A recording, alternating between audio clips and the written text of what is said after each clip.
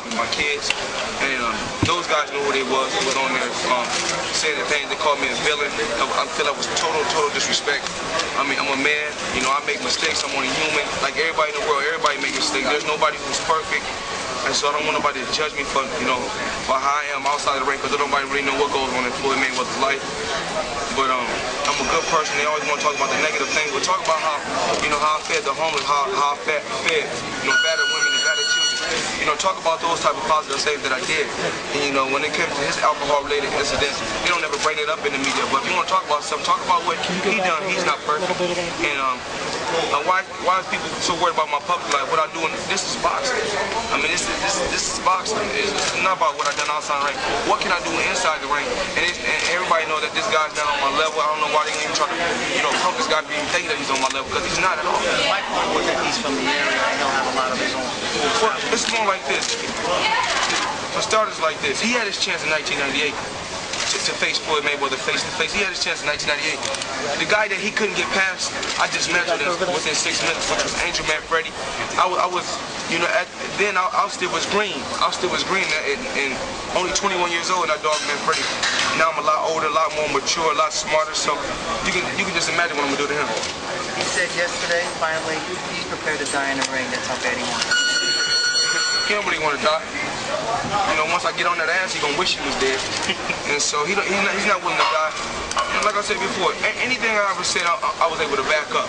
I've been in there with top competition. And the last 3 guys that this guy has fought, HBO has turned down.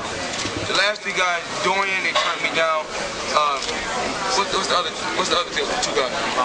Bronco, they turned me down. HBO turned the fight down. And just Jay Leha, they said that's total disrespect. But these are the last 3 guys that they give him. So, like I said, I done proved myself over and over again. When they said Corrales had a chance, I dogged him. When they said Castillo had a chance, I beat him. They said it wasn't good enough, I beat him again. I don't complain, I don't cry, I don't make excuses. All I do is say, listen, let's make the match happen. I mean, it's more like, if like I said before, anybody ever want to know what's going on in my if they really want to know what's going on in my personal life, all they got to do is ask me, and I tell them what's going on. I mean, in certain situations, they put me in no-win situations.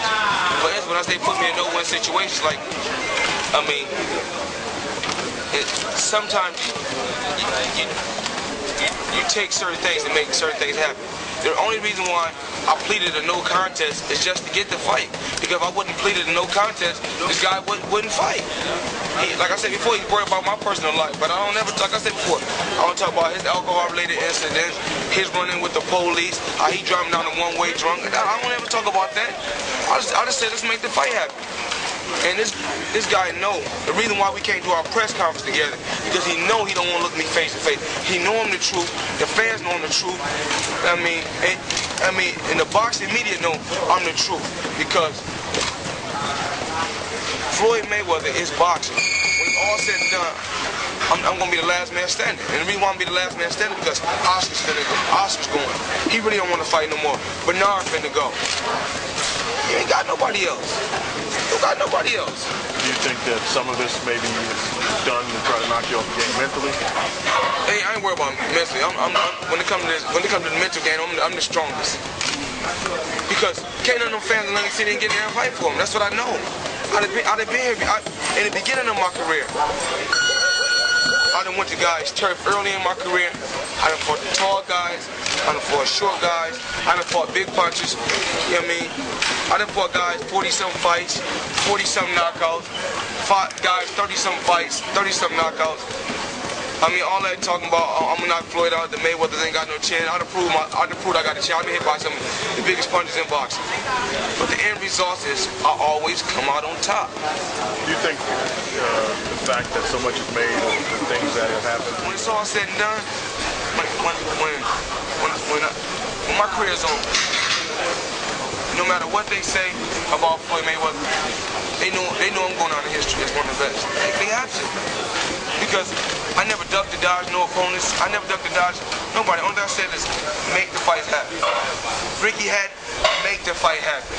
Constance Sue, make the fight happen. I constantly call these guys names out. I constantly call these guys names. All these guys don't never speak my name, never say nothing about me.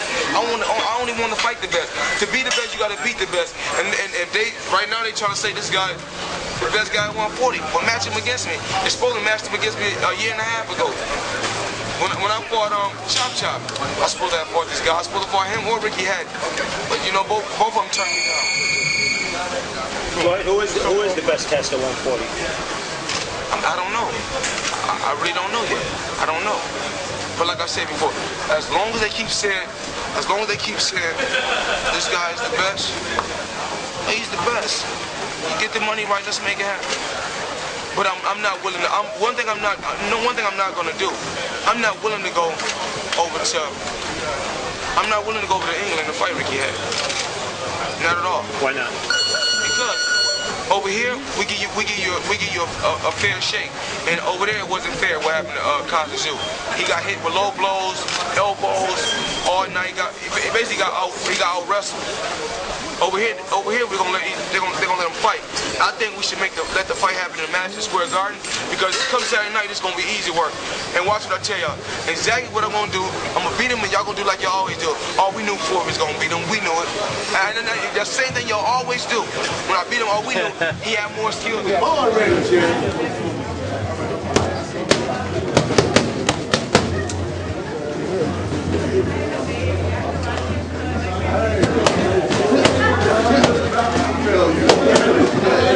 Ain't the hook got you? Throw that wide ass got you hook. Throw that wide, you gotta throw that wide ass got you hook. But you gotta show me how wide he throw his shit. You gotta show me how wide he throw his, bro. You can't reach back that far, yeah, reach back.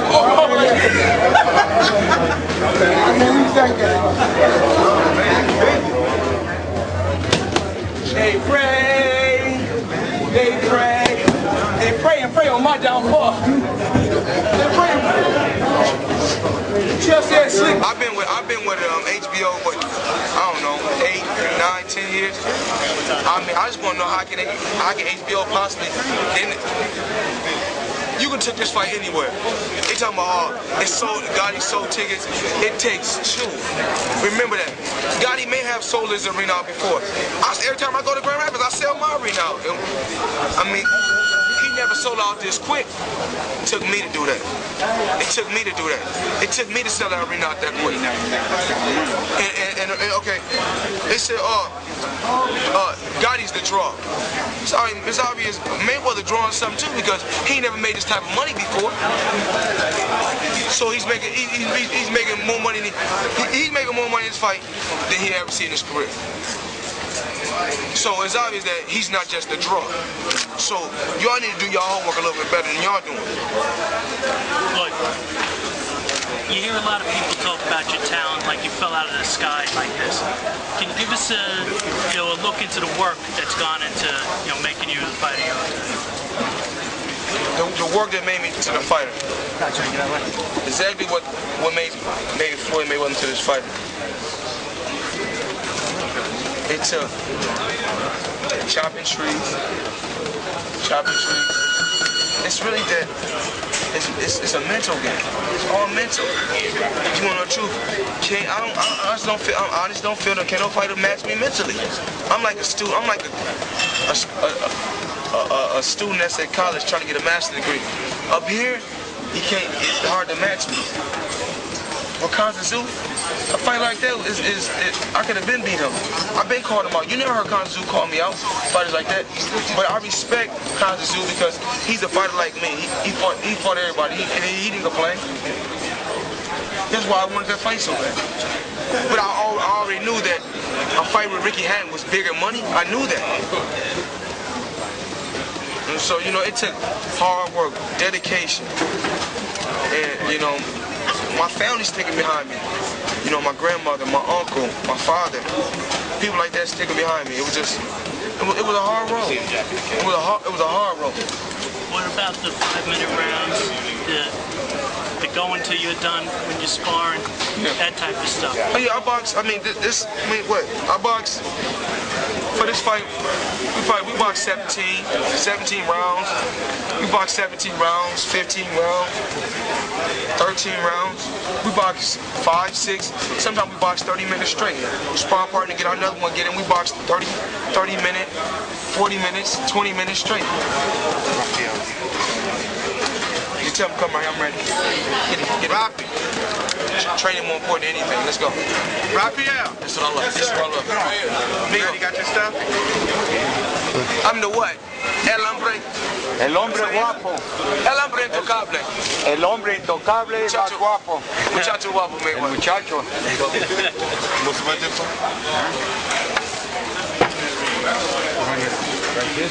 Do you think anything changes for you in terms of being a bigger star after you beat Daddy?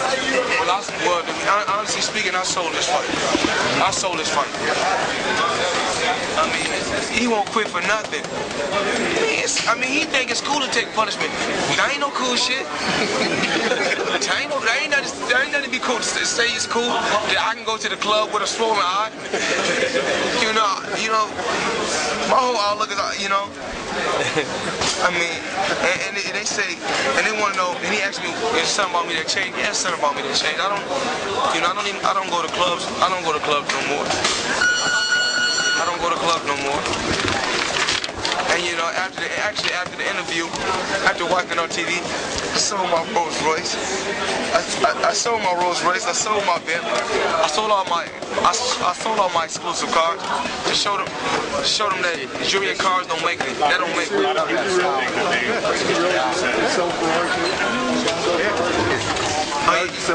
Yeah, I'm selling my Ferrari too. We got a share. Let the fans know. Because other they say Floyd is happy. That's what makes Floyd. Junior cars don't make me. That's not me. I mean, it's comfortable. I mean, it's cool. It's like any other thing. It's a fad that you go through, but that don't make me. You know, as long as I can wake up and see another day, I'm happy with that. That's more important than jewelry and cars to me. Is the decision to stop going out to clubs, is that just something you've grown out of, or is it something I mean, I'm not saying I wouldn't. I'm not saying I wouldn't go out. I understand what you're saying. But I'm saying not on a level like I used to go out. Like on a level like I used to go out of 7 nights, I probably go out probably 7 nights.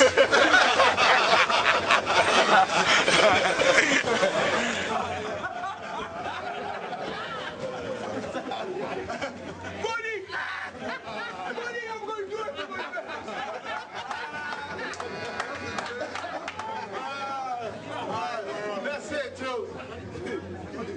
I just want to know if Mayweather's willing to die in this race. For what? You don't want no die in this motherfucker. You got to close the eye down. You got to eat it, man. You got to eat it. Keep an eye on it, man. Oh, you got to close the eye, too, now. Got to want to eat it, man. Keep an eye on it, man.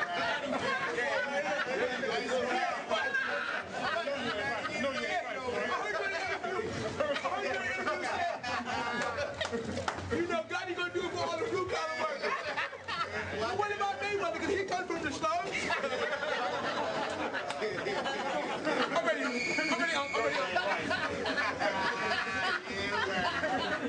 Come on, I got no clues, so I'm blind. I got blind. Hit him with some magic portion first.